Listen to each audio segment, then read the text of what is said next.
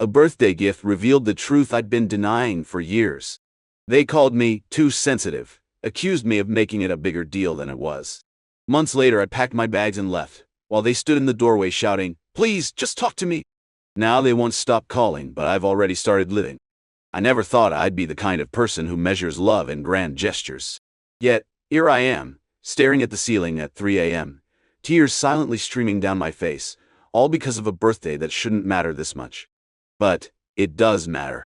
It matters because when someone shows you who they are through their actions, you should believe them the first time, even when that someone is the person who promised to love you forever. The realization didn't hit me all at once. It crept in slowly, like a shadow stretching across the floor as the sun moves through the sky. I'd been ignoring the signs for months, maybe even years.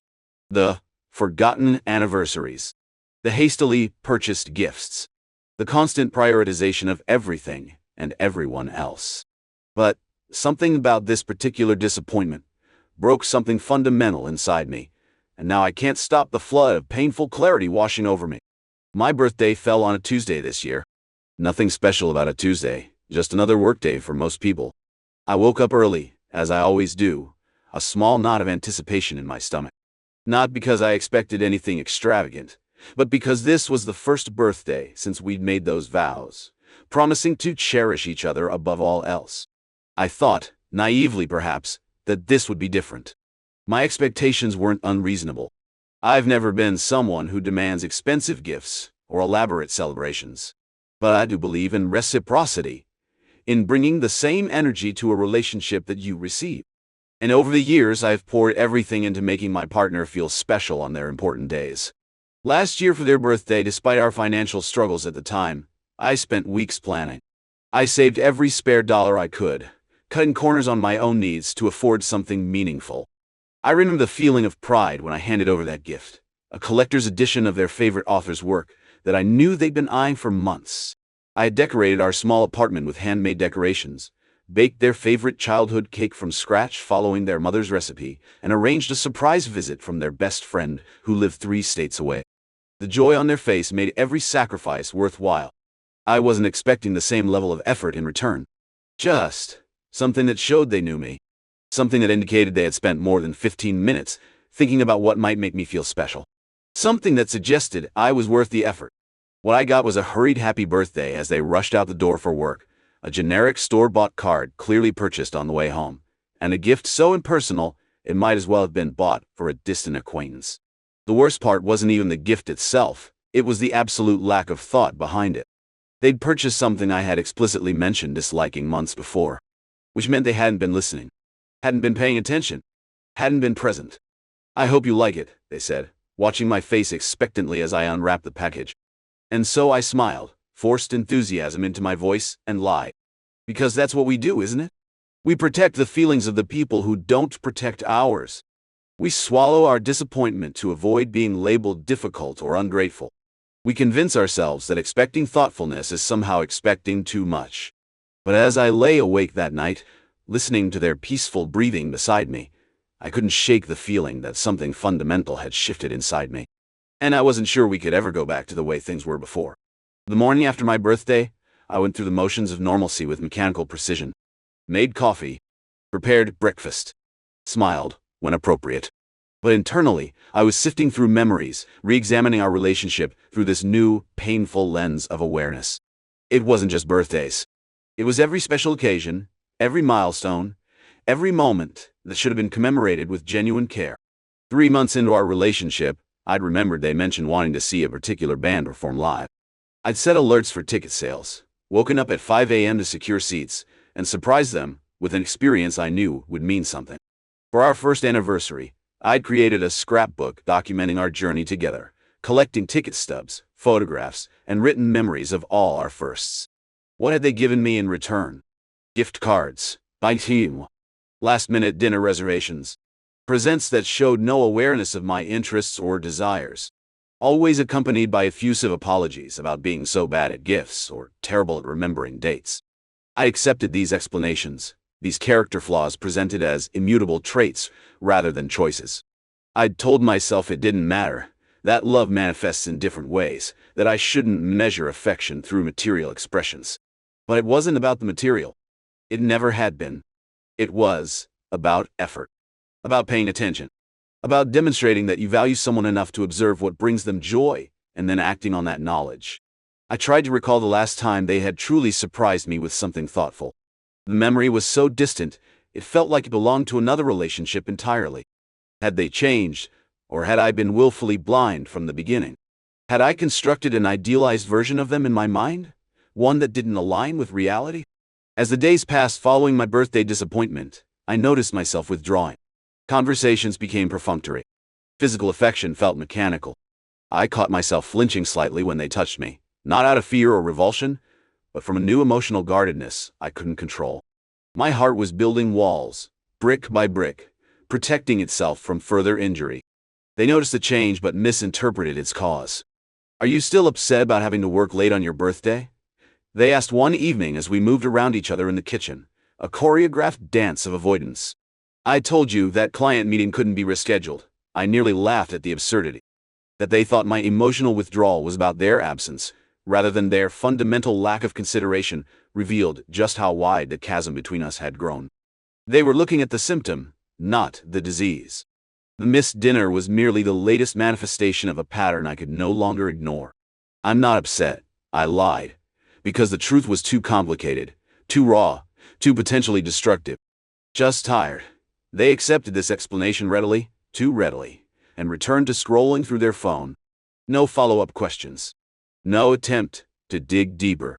Just relief that they didn't have to navigate emotional complexity. I watched them from across the room.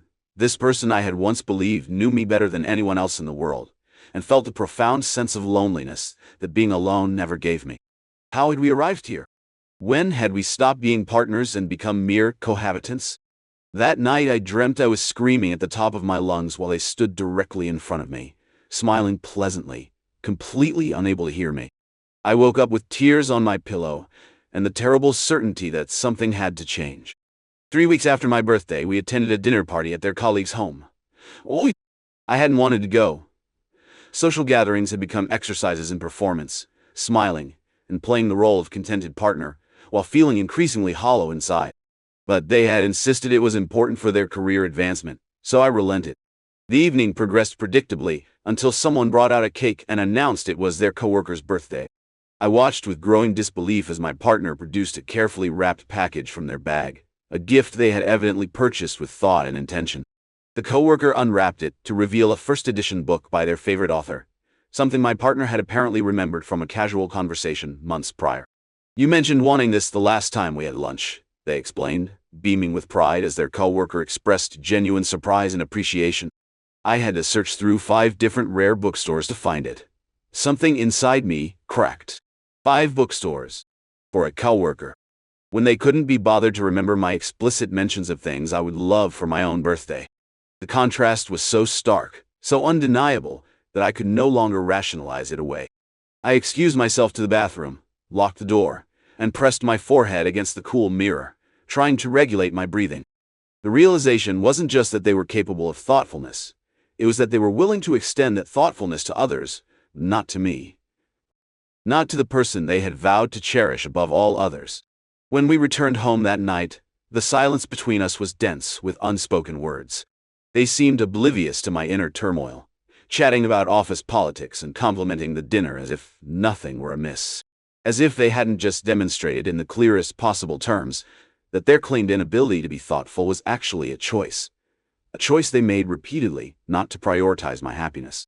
"That was a nice gift you gave," I finally said as we prepared for bed, my voice carefully neutral, despite the storm raging inside me.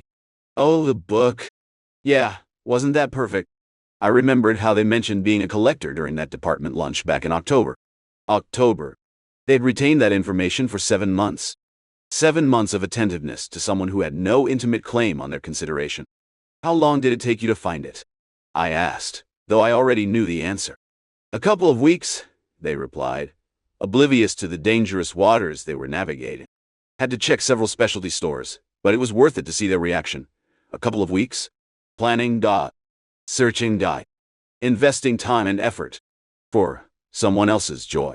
While I received something purchased in haste, without care or consideration, I felt something final snap inside me, the last thread of illusion that had been keeping my deepest fears at bay. This wasn't about forgetfulness or being bad at gifts.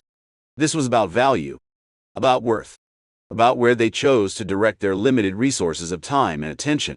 Do you even see me anymore? The words escaped before I could contain them, quiet but laden with the weight of accumulated disappointment. They looked up, startled by the abrupt change in conversation. "What are you talking about?" And suddenly, I couldn't hold back the flood. Years of swallowed hurt came pouring out in a torrent of painful truth. I told them about the birthday, about the pattern I'd observed, about watching them demonstrate exactly the kind of thoughtfulness for others that they consistently failed to show me, about feeling unseen, unvalued, unworthy of their best efforts. Their face cycled through expressions: surprise, defensiveness, hurt, and finally, most devastatingly, incomprehension. They genuinely couldn't understand why this mattered so much to me. The disconnection between us was so fundamental that they couldn't even grasp the nature of my pain. "It's just a gift," they said finally, their tone suggesting I was being irrational. "I don't understand why you're making such a big deal about material things." Their dismissal was the final confirmation I needed. They weren't listening to understand, they were listening to defend. And in that moment, I knew with absolute certainty that this pattern would never change, because they didn't see it as a problem. The issue wasn't just that they failed to meet my needs. It was that they refused to acknowledge those needs as valid in the first place. I slept in the guest room that night, curled around a pillow, grieving not just for the relationship I thought I had, but for the person I thought I knew. The worst betrayals aren't always dramatic acts of infidelity or cruelty. Sometimes they're the slow, quiet realizations that the person you love doesn't love you the way you need to be loved, and worse, doesn't want to learn how. The weeks following our confrontation passed in a blur of painful conversations and tearful silences. They made promises to do better, to be more attentive, to remember the things that mattered to me. But their promises rang hollow, because they still couldn't understand the root of my pain. To them, it was about the gifts, the celebrations, the tangible expressions. They couldn't see that those were merely symptoms of a deeper issue: their fundamental unwillingness to invest energy in learning my heart. I found myself analyzing every interaction, every gesture, every word. Was that compliment genuine or compensatory?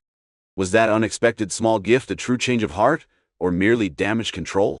The hypervigilance was exhausting, turning what should have been a loving relationship into an endless series of tests and evaluations. Friends noticed the change in me. "You seem different," my closest confidante observed over coffee one afternoon. "More distant, less like yourself." I couldn't explain that I wasn't sure who myself was anymore.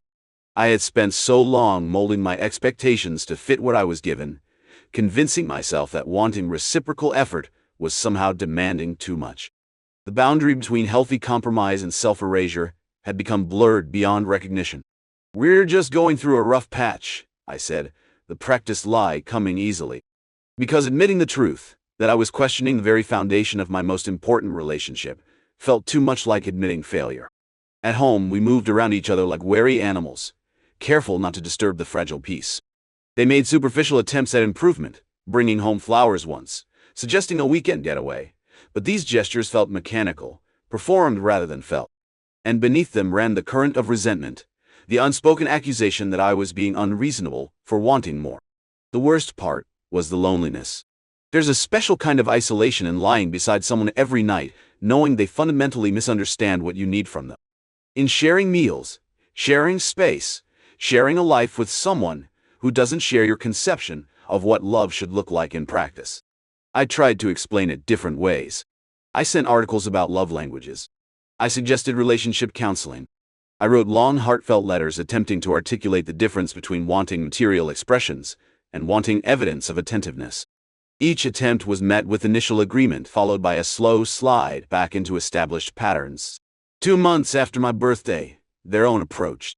In previous years, I would have already been deep in planning mode, brainstorming ways to make their day special, saving money for meaningful gifts, coordinating with their friends for surprises. This year, I found myself paralyzed by conflicting impulses. Part of me wanted to reciprocate exactly what I had received. Minimal effort, last-minute consideration, to illustrate through experience what I couldn't seem to convey through words. Maybe then they would understand the hurt. Another part wanted to escalate my efforts even further, to demonstrate through extreme contrast the kind of loving attention I believed partners should show each other. In the end, I did neither. Instead, I had a quiet, honest conversation. "I want to discuss your birthday," I said one evening as we sat at opposite ends of the couch, the television providing background noise neither of us was truly attending to. They tensed visibly, perhaps expecting recrimination or demands. "What about it? In the past, I've put a lot of effort into making your special days memorable. I've done that because it brings me joy to see you happy, and because I believe showing care through thoughtful actions is important.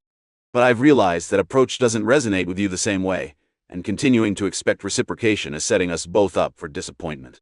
They watched me cautiously, waiting for the other shoe to drop. "So this year, I'd like to understand what would actually make you feel valued and celebrated. What matters to you, not what I think should matter to you." The conversation that followed was perhaps the most honest exchange we'd had in years. They admitted feeling intimidated by my gift-giving, even resentful of the unspoken expectations it created.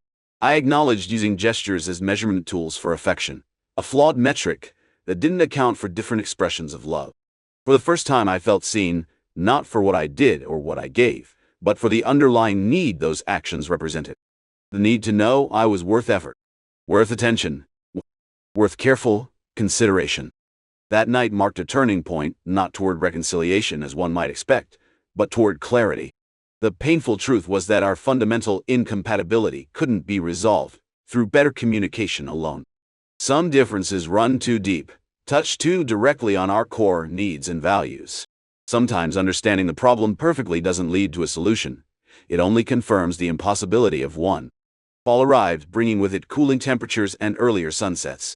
6 months had passed since my birthday revelation, 6 months of trying and failing to bridge the gap between my needs and my partner's capacity to meet them. We had good days, even great ones sometimes, moments when the connection felt real and vital. But they were islands in a sea of disappointment, brief respites that made the return to disconnection all the more painful. I began to understand that the issue wasn't just about them. It was about me, too. About my inability to accept what they were genuinely offering, because it didn't match what I believe love should look like. About my stubborn insistence that my way of expressing care was somehow more valid, more meaningful. About my fear of acknowledging that two people can love each other deeply and still be fundamentally incompatible. The realization came gradually, like the changing of seasons, impossible to pinpoint to a single moment, but undeniable in its progression. I stopped looking for signs of change, stopped evaluating their actions against my internal rubric, stopped waiting for them to become someone they simply weren't. Instead, I started the painful process of imagining a life without them, not out of spite or as an emotional manipulation tactic, but as an honest acknowledgement that perhaps the kindest thing we could do for each other was to let go. The decision wasn't dramatic. There was no explosive argument, no devastating revelation, no point of no return.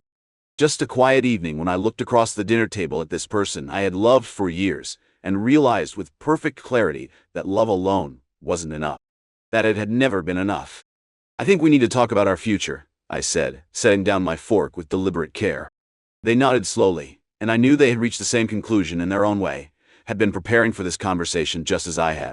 "We've been trying so hard to make this work," I continued, my voice steady despite the ache in my chest. "But I think we're trying to force something that isn't natural for either of us. You can't be what I need without changing who you are, and I can't be happy with what you're able to give. That's not your fault or mine.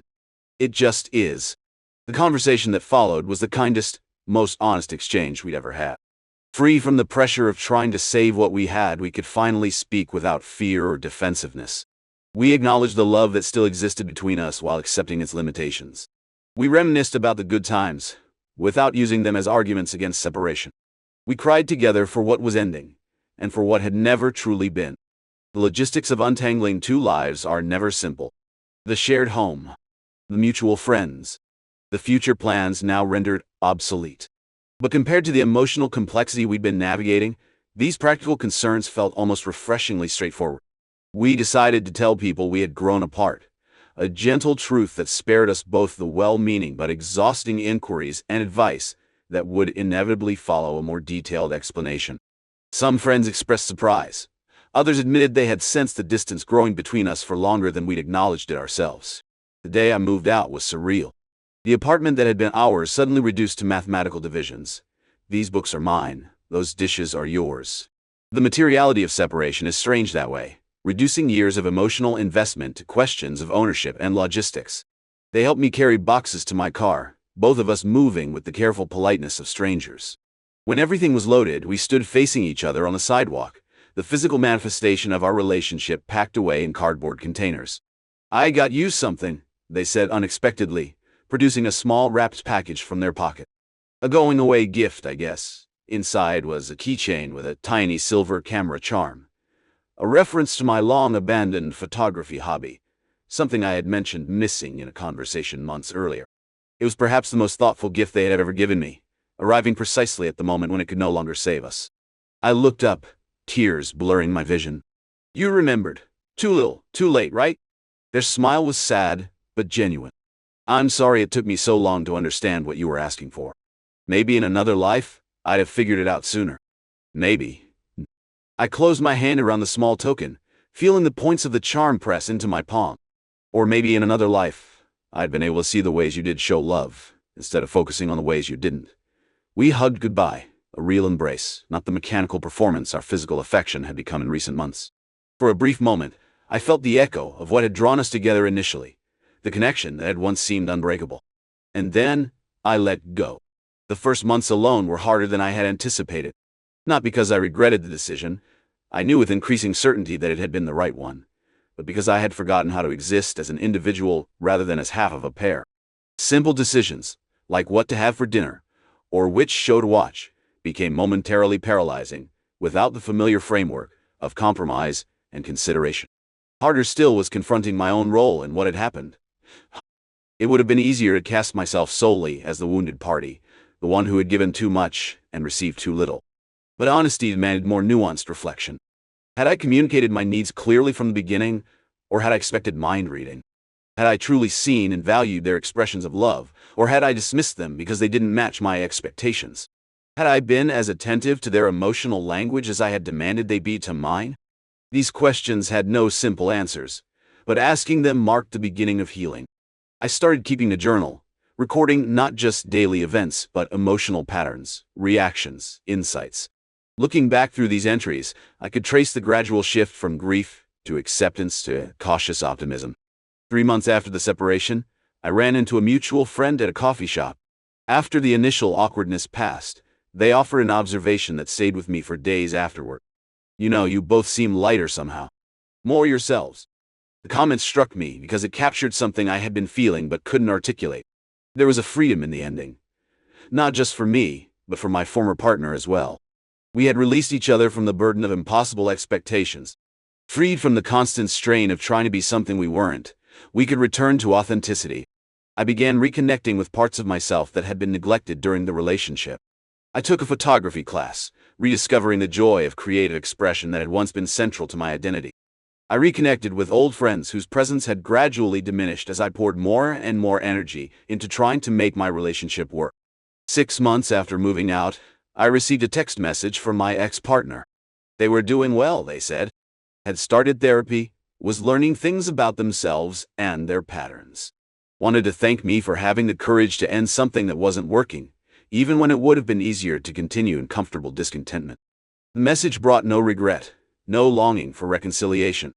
Instead, it offered confirmation that some endings are not failures, but necessary completions. That sometimes the most loving thing we can do for each other is to let go. A year to the day after that fateful birthday, the one that had cracked open the facade of contentment and forced me to confront uncomfortable truths, I celebrated alone. But alone no longer felt like the aching absence it once had. It felt like space, like possibility, like an open canvas rather than an empty room. I took myself to dinner at a restaurant I had always wanted to try, but had never suggested because it wouldn't have appealed to my partner. I ordered exactly what I wanted without the mental calculation of shared appetizers and balanced choices. Afterward, I walked through the city as evening fell, stopping to take photographs whenever something caught my eye, unconcerned with anyone else's timeline or preferences. When I returned home, to the apartment that was now uncompromisingly mine in both space and energy, I realized I had spent the entire day without once feeling that familiar ache of unmet expectations. I had expected nothing from anyone else and had given myself exactly what I needed. The insight wasn't that self-sufficiency is superior to partnership. It was that healthy partnership can only exist when both people have a clear understanding of their own needs and the ability to communicate them without fear. When both can give freely, without resentment, and receive gratefully without guilt. When love is expressed in languages that both can speak and hear. I don't know if on that kind of connection someday, but I know now that I'd rather be contentedly alone than desperately lonely within a relationship. I know that compromising on preferences is healthy, but compromising on fundamental needs never is. I know that the absence of hurt is not the same as the presence of joy. Most importantly, I've learned that there's no universal language of love that everyone should automatically understand. We each develop our own dialect, shaped by our histories, our wounds, our joys, our families of origin. Finding someone whose emotional language is compatible with ours, or who is willing to become fluent in ours as we become fluent in theirs, is rare and precious. My ex-partner wasn't a villain in this story, nor was I. We were simply two people who couldn't bridge the gap between our different understandings of love, despite genuine care for each other. The sadness lies not in the ending, but in the years spent trying to translate between incompatible languages, each of us becoming increasingly frustrated by the other's apparent inability to understand what seemed so obvious to us. Tonight, on the anniversary of the day that began this journey of painful growth, I light a candle on a cupcake I bought for myself. The small flame flickers as I close my eyes to make a wish. But instead of a wish, I offer gratitude for the lessons, for the growth, for the courage to want more than what I had settled for. When I open my eyes and blow out the candle, I am not sad, not lonely, not filled with regret. I am simply present, whole in myself, ready for whatever comes next. Whether that's another relationship someday, or a different path entirely, I know now that I will never again mistake compromise for erasure or silence for peace. The greatest gift I've given myself was permission to honor my own needs without apology, to believe that what makes me feel loved and valued is worthy of expression and worthy of being met. Not by everyone, perhaps, but by those who truly wish to know me. And that realization, painful as it was in its birth, has been worth every tear,